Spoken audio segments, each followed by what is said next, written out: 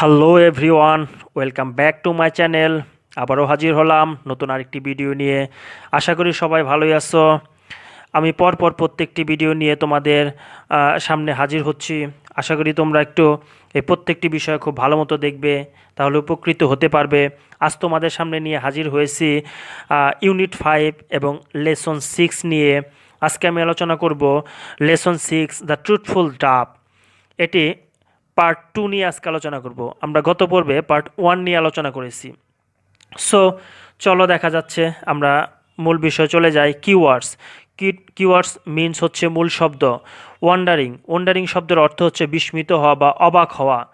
তারপর হচ্ছে ইনসিনসিয়ার শব্দের অর্থ আমরা জানি নিষ্ঠাহীন বা গুরুত্ব না দেয়া কোনো কিছুতে। তারপরে স্পিচ অর্থ কথা বলা আমরা জানি। আরেকটি হচ্ছে প্রেইস মানে প্রশংসা করা। হস্ট শব্দটির অর্থ হচ্ছে বন্ধু, এখানে হস্ট শব্দটি দ্বারা বন্ধু বোঝানো হয়েছে। তারপরে গ্রেটফুল শব্দটির অর্থ হচ্ছে কৃতজ্ঞ, কারো প্রতি কৃতজ্ঞ থাকা, গ্রেটফুল। সো এখন চলো আমরা মূল প্যাসেজে চলে যাই। Read more about. রিড পড়ো, মোর অ্যাবাউট আরও অধিক পড়ো, অ্যাবাউট মানে সম্পর্কে। দ্য থ্রি বার্ডস তিনটি পাখি সম্পর্কে। And right answer to the following questions এবং নিচের প্রশ্নগুলোর উত্তর দাও। যাই হোক, আমরা এখন মূল প্যাসেজটি আলোচনা করব।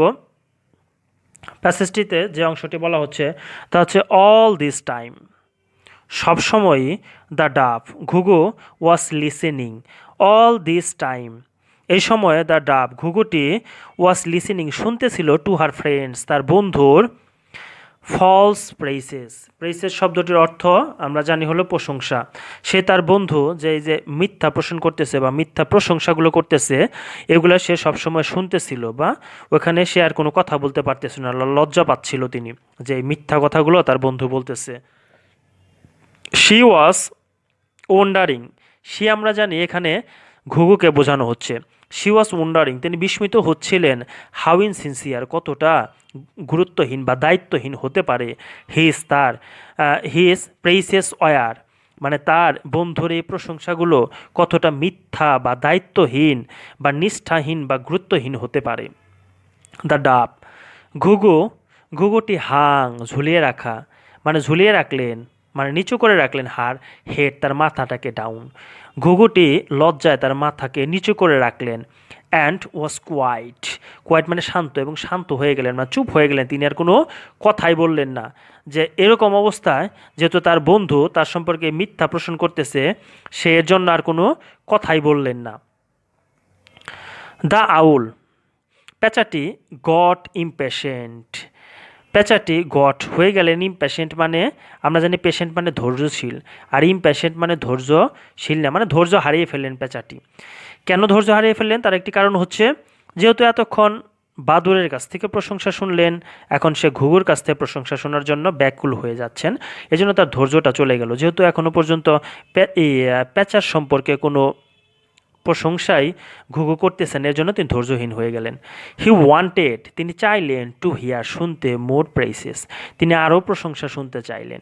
হি লুকড অ্যাট দ্য ডাব তিনি তাকাইলেন, লুকড মানে তাকানো, অ্যাট দ্য ডাব সে ঘুঘুর দিকে তাকাইলেন। অ্যানাক্সড সে ঘুঘুর দিকে তাকালেন এবং ঘুঘুকে জিজ্ঞেস করলেন বা বললেন, ডোন্ট ইউ হ্যাভ তোমার কি নাই অ্যানি গুড থিং কোনো ভালো কোনো কিছুই কি তোমার কাছে নাই, টু সে অ্যাবাউট মি আমাকে বলার মতো তোমার কি কিছু ভালো কোনো কিছুই নাই, মানে সে তার নিজের সম্পর্কে আরও প্রশংসা জানতে চাইলেন।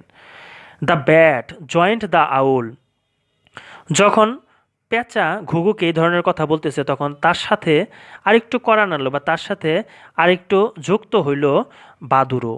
সে বাদুড়ও আর কি কথা শোনাবে এখন যে পেঁচার সাথে ঘুঘুর কেউ কথা শোনাবে। সো ইয়েস হ্যাঁ, ডোন্ট ইউ হ্যাভ তোমার কি নাই অ্যানি ওয়ার্ডস কোনো কথাও কি নাই অফ প্রেইজ প্রশংসা করার মতো ফর আওয়ার কাইন্ড হোস্ট আমাদের এরকম দয়ালু বন্ধু সম্পর্কে তোমার কি কোনো কথাই নাই বলার মতো, তার প্রশংসা করার মতো? এই সম্পূর্ণ কথাটি বললেন বাদুর। দ্য ডাব ওয়াজ অ্যাশেমড ঘুঘু লজ্জিত হয়ে গেল। অফ হার ফ্রেন্ড তার বন্ধুর জন্য লজ্জা বোধ করলেন। ব্যাট তার বন্ধু বাদুরের জন্য। অ্যান্ড এবং কিপড আমরা জানি কিপের পাস ফর্ম কিপড, KEEP তার পাস ফর্ম KEPT, কিপড হার আইজ ডাউন এবং এবার তার চোখ বন্ধ করে রাখলেন লজ্জায়। দ্য আউল আর্গিউড দ্য ডাব। তখন পেঁচাটি আরও কথা বললেন বা আরও যুক্তিতর্ক দিলেন বা বললেন, কাম অন, সে সামথিং। তারপরে বাদুরটি বলল যে এই সরি বাদুর না, তারপরে ঘুঘু বলল যে কামন সে সামথিং। কামন শব্দের অর্থটা হচ্ছে অনুসরণ করো, আমার দিকে তাকাও, কিছু বলো, এরকম জাতীয় কথা। দ্য ডাব, ঘুঘুটি লিফটেড শব্দটি অর্থ হলো তুলল, হার মানে তার, হেড মানে মাথা, স্লোলি মানে ধীরে ধীরে, অ্যান্ড সেইড তার মানে ঘুঘু তার মাথা ধীরে ধীরে তুলল, অ্যান্ড সেইড এবং বলল, মাস্টার আউল, প্রভু পেঁচা, থ্যাংক ইউ ভেরি মাচ, আপনাকে অনেক ধন্যবাদ। ফর দ্য শেল্টার, বাসস্থানের জন্য বা আশ্রয়ের জন্য, ইউ হ্যাভ গিভেন মি, যা আপনি আমাকে দিয়েছেন।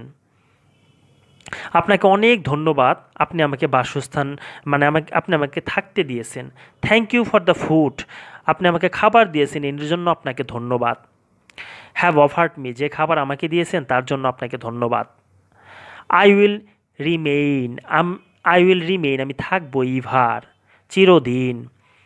তারপরে হলো গ্রেটফুল অর্থ কৃতজ্ঞ, ফর দিস মানে আপনি আমাকে যে থাকার জন্য আশ্রয় দিছেন এবং খাবার দিছেন তার জন্য আমি আপনার কাছে চিরকাল কৃতজ্ঞ থাকব বা চিরদিন কৃতজ্ঞ থাকব। সেই ভালো ভালো কথাগুলো কাকে বলল? পেঁচাকে বলল। সো প্রিয় স্টুডেন্ট বা প্রিয় শিক্ষার্থী বন্ধুরা, আজকে এ পর্যন্তই। পরবর্তী আরেকটি পার্ট নিয়ে হাজির হব। সে পর্যন্ত সবাই ভালো থাকবে এবং সুস্থ থাকবে। আশা করি লাইক, কমেন্ট, শেয়ার এবং সাবস্ক্রাইব করবে। সে পর্যন্ত সবাই ভালো থাকবে। নতুন আরেকটি ভিডিও নিয়ে আবার হাজির হব। Bye bye.